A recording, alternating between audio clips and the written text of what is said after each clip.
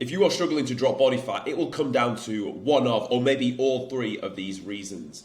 How do I know this and why should you listen to me? So my name's Tom Sergey. I run the Gorilla Pursuit, which is a physique transformation program. And as you can see, I'm going to have known why people won't have been dropping body fat when I work with so many people on a weekly and obviously a day-to-day basis. I've consolidated the three main reasons as to why they wouldn't be dropping body fat. Evidently, we've solved these problems, and that's why we have the results that we have. So hopefully that speaks for itself and why I'm worth listening to. What's my promise to you by the end of the video?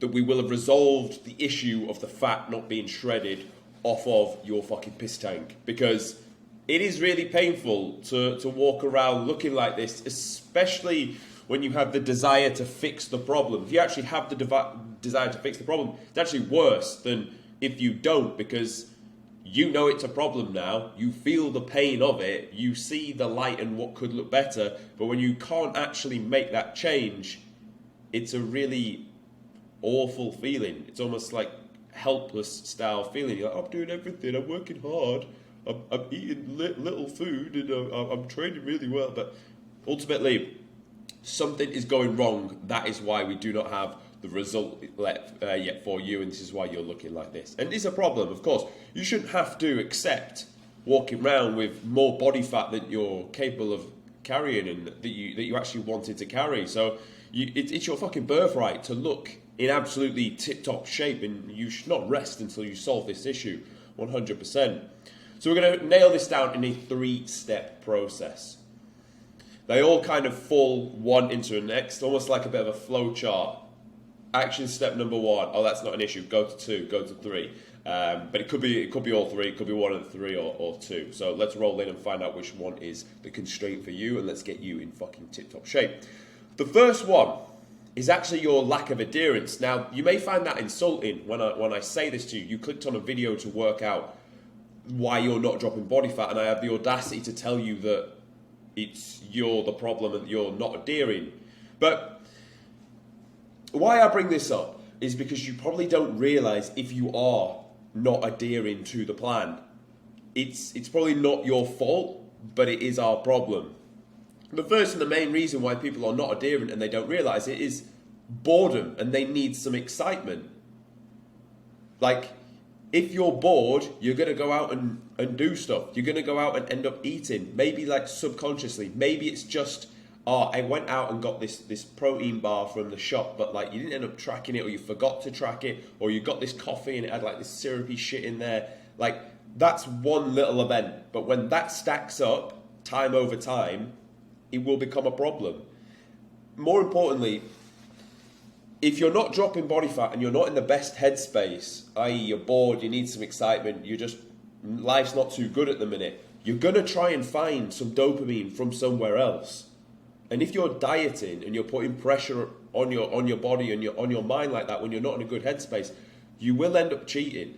You will end up like falling off, because you need a certain base level amount of dopamine. And if you're below it, then you're going to do things subconsciously to try and get that back up. And it may just be the odd little bit of food, and then you justify it being like, well, it wasn't that much, it's just a little bit, like, I don't know, I'm not dropping body fat. But honestly, like, that's the problem. So realistically, you need to fix that first if it is the issue. If you are bored, if you are like a little bit sad, if you are like not too happy with life, you need to attack that root cause first, because otherwise you'll fight against yourself. It'll feel like you're swimming upstream. You feel like you won't deserve to actually get in really good shape, and you're almost just punishing yourself just a little bit further for how you feel with this diet. And that's why people get into it for the wrong reasons.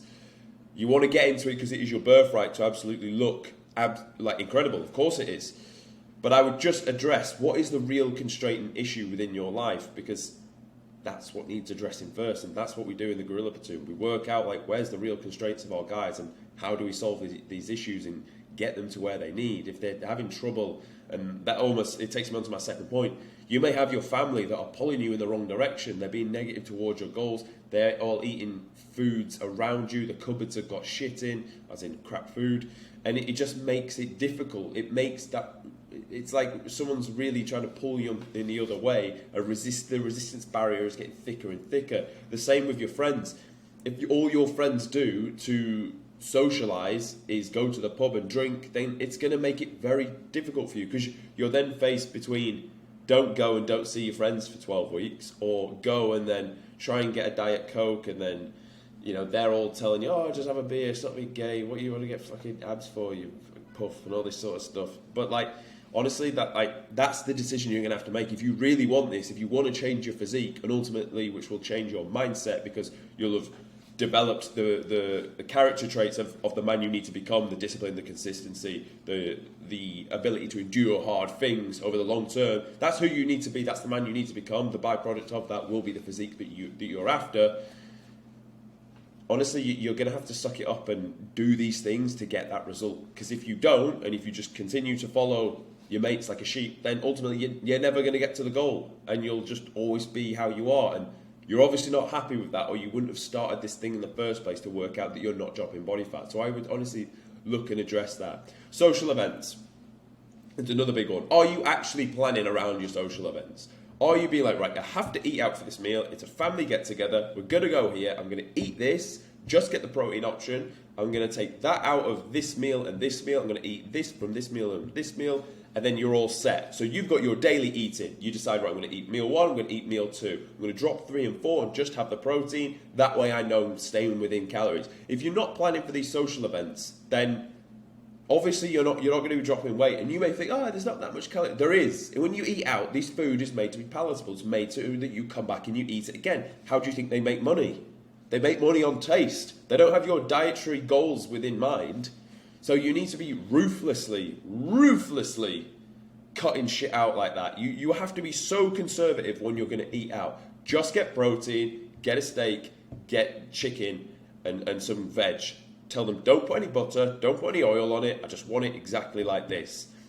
And be conservative, because there's always more calories in something than you think. Even if they've put the calories on there, take it with a pinch of salt of 10 to 20% either side. Inconsistent meals. Honestly, the reason people don't see gains is because they try and change their meal plan every day or every week. Just get one meal plan, foods you like, that you could stick to long term, and just run that. Know exactly the gram amount you're having of each individual food source, and just stick with that. Consistency makes it simple. When it's simple, it's easy to do, because humans like simple, understandably. If you change it, day in, day out, you're going to be looking at MyFitnessPal thinking, oh, well, I had a little bit of this calories yesterday, so I can have a bit more of this today, and oh, this was a bit under, I was a bit under on protein, I was a bit over on carbs. It's just a fucking headache. Set one meal plan that's going to get you to the goal. If you want to know how to do that, I've got plenty of videos that will teach you how to do so, and just stick to one meal plan. Stop making it so nice and palatable. Stop looking for all these fancy, like you see them on Instagram, all these fancy, like, oh, eat this Oreo ice cream that's only 200. Fuck off. Like, just stick to whole proper foods, and you won't go far wrong. Track and weigh those proper foods, and you honestly will not go far wrong. The next thing I would say is, what you do when you go on dates with people, or either you're dating your long-term partner or fresh dates with new people because you're single. Like, what are you actually doing? Because I tell you now, if you've not been on a date for 2 weeks and then you get one, and then she's like, let's go for food, you'll be like, okay. Because it's been 2 weeks and your interest towards this woman is heightened quite significantly. And when that is heightened and emotions are high, logic is fucking low. So you will end up eating out and you'll end up cheating on the diet.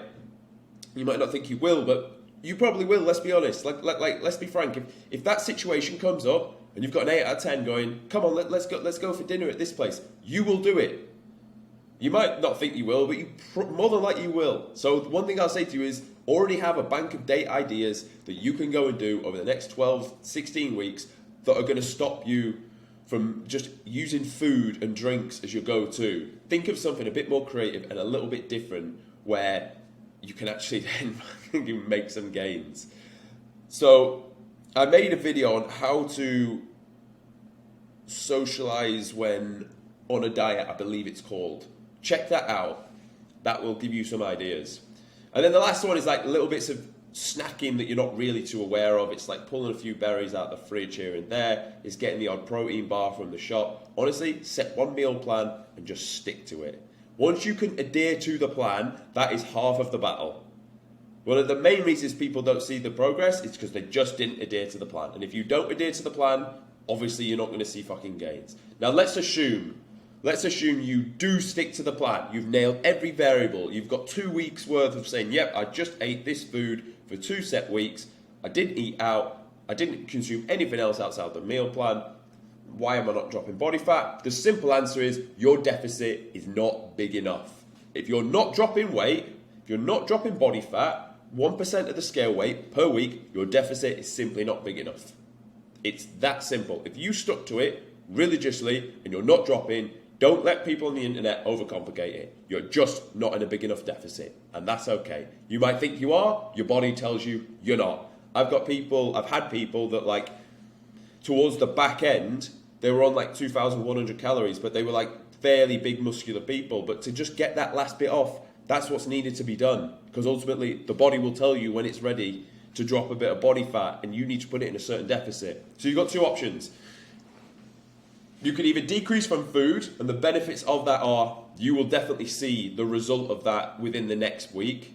It is easier to take away than it is to add something. However, the challenges of that is you're going to be hungrier. You're going to feel like you have less energy. You're going to feel like you need to snack on more things. So it's not a win-win. There is challenges with that. Or you can increase from your output either through normal steps or formal cardio. And again, the benefits of formal cardio is you get to keep your food higher, but it comes at a cost of time. You've got physically more time you now need to spend doing something. I would prefer to err on that side. I prefer to create the time because it's a priority. So I do have time, let's be honest. If you want to do something, you'll make it a priority, you'll get it done.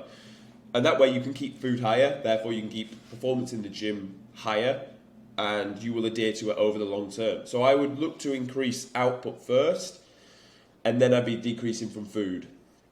Unless it's week 1. If you've done week 1, no change, I'd go for food first. Then from there, I'd be looking to increase output over the majority of the plan until I get up to an amount of minutes that I don't want to really allocate more time than that, because let's say above 60, it's just probably too much for someone in one day. Then you have to take from food. And ultimately, you're going to have to keep doing those, pulling those levers to see the result. And that's the long and short of it. If you're not seeing those gains, if you've been adherent, if you 100% can look me in the eye and say, I have been adherent, then the answer is your deficit isn't big enough. But then it leads me on to the third and the final problem. You're not actually tracking the data. So you will not know if you're in a big enough deficit and how much to take things away by if you're not actually tracking data. So you can say, I don't feel like I'm dropping, and you pull your midsection around, you look at yourself in the mirror. Have you actually weighed yourself? Have you actually stood on the scale and know for sure that you're not dropping any body fat or not dropping the scale weight in general? Because if the answer is no straight away, like, you're a moron. There's literally, if you're not tracking the data and you want to see a result, there's no reason why that makes sense. You wouldn't do that for anything else. You wouldn't like book a holiday and then not check your bank to see if you had money in there, but you probably would know how much you got in your bank anyway at all times. But the same should go for if you want to get to a certain goal and result, you need to track the data. Of course you do. Because let's say you've weighed yourself for a week, and you've been adherent, you know for sure the deficit is not big enough. Let's say you ran it for a week, you weighed yourself every day, but you weren't adherent, and you saw the scale weight moving. There we go. Adherence was the issue. But at least you had the data to back it up and prove it.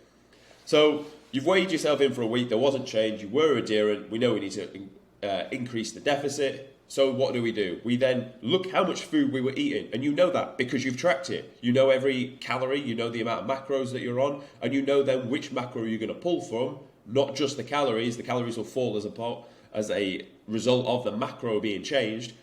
But you have the data to do so. You've tracked food for 7 days consistently without any snacks.